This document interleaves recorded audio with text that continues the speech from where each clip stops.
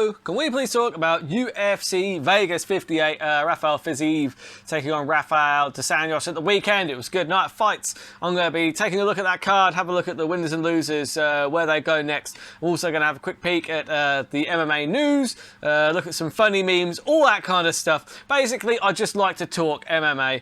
If that sounds good, stay with me for the Burt Locker, episode 125, I believe we are at this point.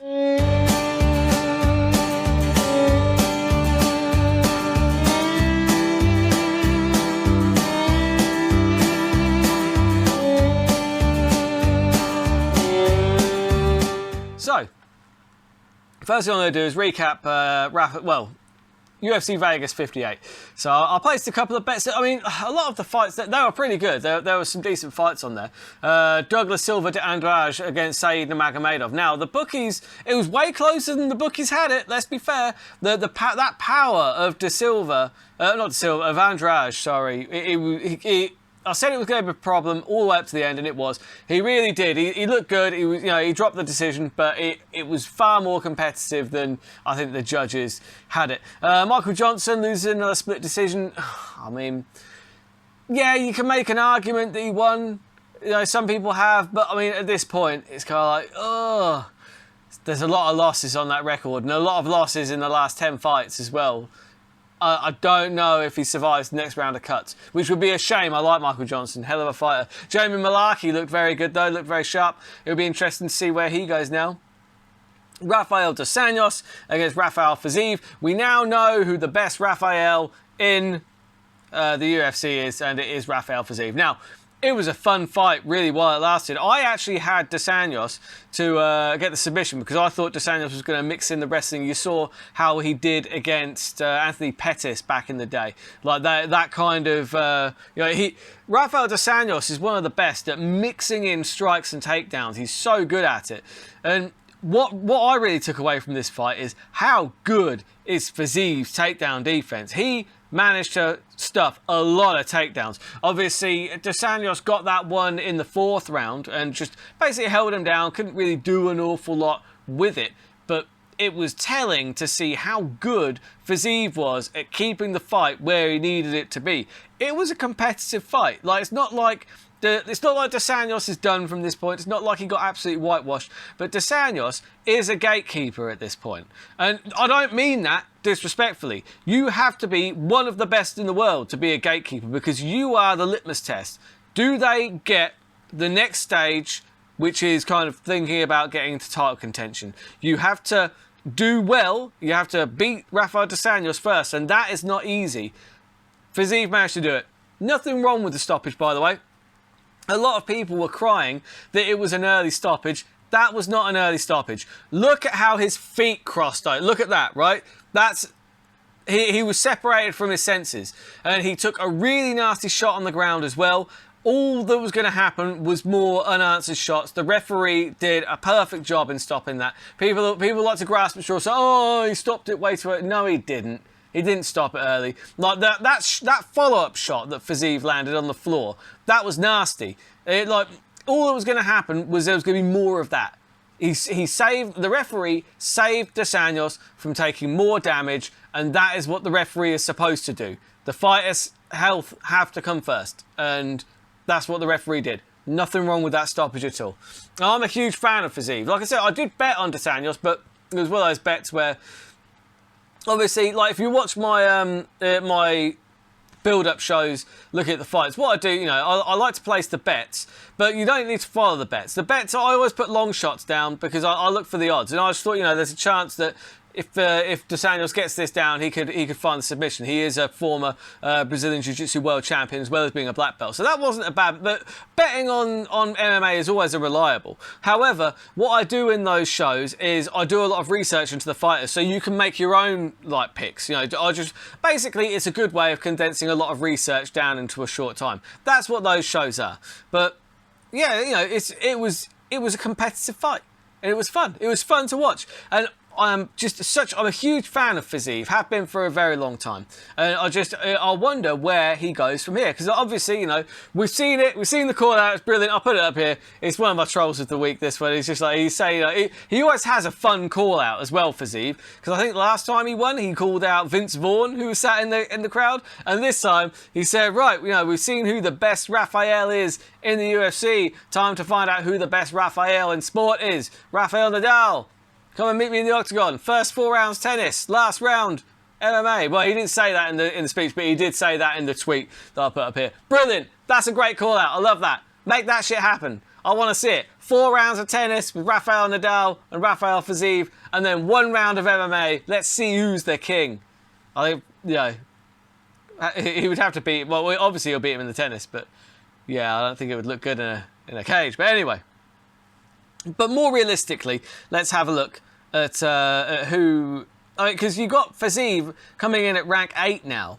So obviously, because he beat Dos Anjos, so he comes in at 8. And I don't think they're going to make him fight down unless, you know, Conor McGregor comes into the mix because he's ranked at number 10. Or we got someone like a Tony Ferguson. That would be fun. That's the only way I see Fiziev fighting down is if they do a kind of Conor McGregor or a Tony Ferguson fight. I think the Ferguson fight would be way more likely. And you know what? That would be a really fun fight. That would be a fun matchup. And I think Fiziev would take that fight. Well, I mean, it would be a fight that would be worth him taking because whilst he's fighting down in the rankings, Tony Ferguson is a name. And that is, you know, that is what you need. Other than that, you're going up. You've got your Beneil Dariush at number 6. That would be a good fight as well. Islam Makhachev is obviously looking at Charles Oliveira, but if that fight doesn't happen, then, you know, Fiziev could be fighting Makhachev, and that's a dangerous matchup. Like that's a hell of a matchup. But I mean, it could really derail. It's going to derail one of them. That's the problem with that one, isn't it? Or you could look at your Dustin Poirier, your Justin Gaethjes, because they're not matched up at the moment either. Maybe even a Michael Chandler. Do you put Rafael Fiziev in against Michael Chandler? Because Michael Chandler was looking for a matchup. Make that matchup. Yeah, Rafael Fiziev against Michael Chandler. That's the one that I want to see. Chandler's been looking for a fight. Rafael Fiziev needs to fight up. He wants someone with a big name, someone that puts him into title contention. Michael Chandler's coming off a win as well. That is perfect. That is a perfect matchup. I would love to see that. Love to see it. So then, before I go into the news, I'm just going to say thank you for all your support, people who watch the show. If you could also please like and subscribe. Let me know in the comments who you're betting on. Let me know in the comments like what you think of the show, good or bad. Just comment, please. It helps my algorithms and all that. And yeah, anyways. It's much appreciated. Like, share, subscribe. Go over to the Patreon if you want to see. There's exclusive fight picks over there on the Patreon that aren't anywhere else. So just go over there and check that out. It's £1 a month and it just really helps me out a lot. And yeah, so thank you. Looking at the news, but the first thing I looked at, like Volkanovski's been quite vocal that he wants to fight on home turf next time, which is, I don't know, it's fair enough. Like when you look at it, like actually he has fought like in enemy territory, as it were, the last few times. You know, he's sick of getting booed. I don't know. I mean, the problem is like, yeah, when you're fighting hometown heroes, you're gonna get booed, and that is the problem. I guess, you know, he just wants to get out in front of a home crowd. He wants the home crowd advantage. Who can blame him? I think he deserves it. Look, you've got enough big Australian fighters that you could do a numbered event over there in Australia now. You could have a city kickboxing special at this rate, couldn't you? And yeah, because the problem is, whilst he's taking the booing a bit personally, I don't think they're really booing him. It's the same as like when I went to see Michael Bisping fight Dan Henderson in Manchester. Like everyone booed Dan Henderson on the way to the octagon. What else do you expect? You know, it's Michael Bisping. We're all there to see him. After the fight, everyone was cheering Dan Henderson. You know, he retired. He was good. You know, and everyone was there. It was like, where was all this before the fight? It's like, Dan, it's like a pantomime, mate. You're the American coming in to fight the Brit. You expected to get cheered? Come on, man. Like, don't take it personally. It is what it is. Like, if you're going into another country to fight an American, or if you're going to England to fight a Brit, you're going to get booed if you're not from that country, basically. So, but I think Volkanovski, they could build a pay-per-view in Australia around Volkanovski and around Adesanya. No problem at all. So I would expect to see that in the future, honestly. What else have we got in the news? Have we got anything really? Jake Paul. Okay, right. Jake Paul and Conor McGregor have been going back and forth. So apparently Jake Paul responds to Conor McGregor's nobody insult with a vicious personal attack. Let's see how vicious this personal attack was, shall we? Put the bottle down and get off Twitter, get back in the ring and shut the fuck up. Okay. Paul came out, guns blazing. McGregor fired back. Saying he's a nobody who sold 70,000 pay-per-view buys in a short boxing career. Okay, yeah, I did see that. I did quite. I thought he's like, you're a flop kid. You're a flop. And Paul came out guns blazing by telling McGregor to stop taking Trenbolone and start taking fights. Trenbolone, I take it that's a steroid.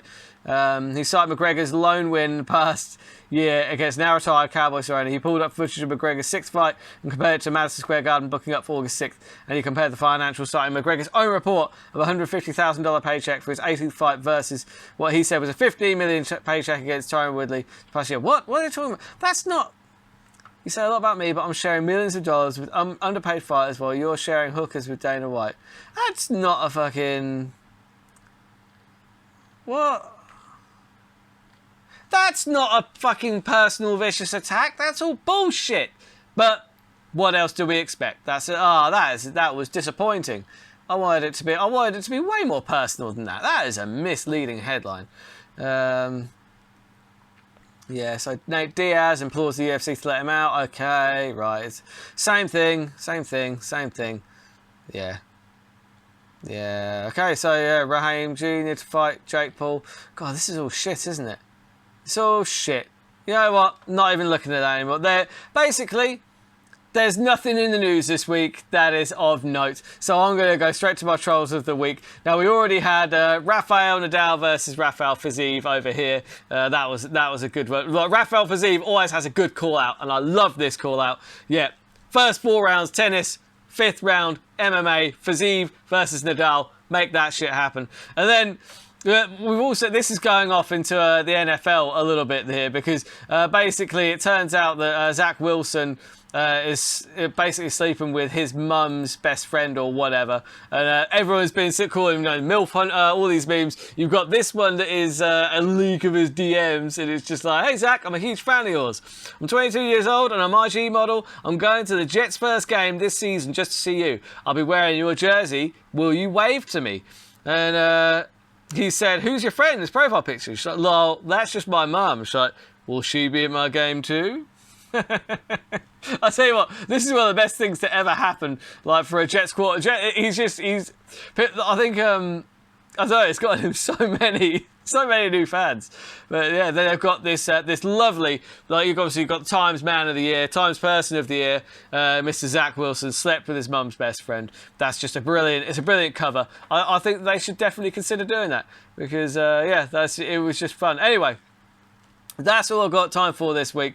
Looking forward to the fights this weekend. This weekend, you've got Brian Ortega against Yair Rodriguez. That's going to be a ridiculous fight. And also got Tate versus Murphy has been moved to that card as well. So that'll be really interesting. So I'll be breaking those down on Friday. There'll be extra fight picks over on the Patreon as always. But until next time, keep those odds long and those bets terrible.